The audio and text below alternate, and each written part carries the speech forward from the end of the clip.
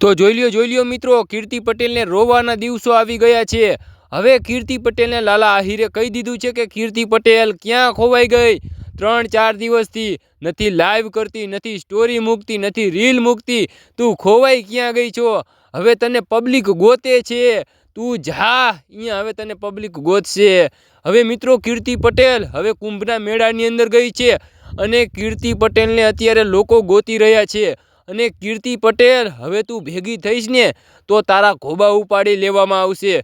હવે જો તું કીર્તિ પટેલ ખજૂરભાઈ અથવા ખજૂરભાઈના પરિવાર વિશે કાંઈ બોલી છો ને તો તને તારા ઘરે આવીને ઉપાડી લઈશું। અત્યારે મિત્રો લોકો કીર્તિ પટેલને ખુલ્લી ધમકી જ આપી રહ્યા છે, લુખી ધમકી કહેવાય મિત્રો। કીર્તિ પટેલ એમ કહે છે, લુખી ધમકી ન આપો મને।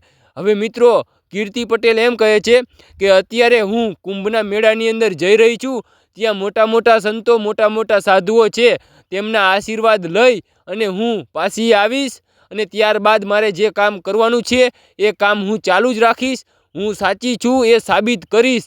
કીર્તિ પટેલ એવું કહે છે। પણ મિત્રો હવે કીર્તિ પટેલ અત્યારે તો કુંભના મેળાની અંદર છે અને કુંભના મેળાની અંદર અત્યારે ઘણા બધા લોકો કીર્તિ પટેલને ગોતી રહ્યા છે।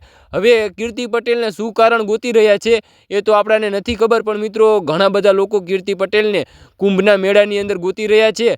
અને હવે મિત્રો કીર્તિ પટેલ કુંભના મેળામાંથી પાછી આવી અને હવે મિત્રો કોનું રાજ ખોલે, કોના વિશે બોલશે, શું કરશે એ તો આપણને નથી ખબર, પણ હવે કીર્તિ પટેલે કહી દીધું છે કે હું પાછી આવીશ ત્યારથી આપણું કામ ચાલુ થઈ જ જશે।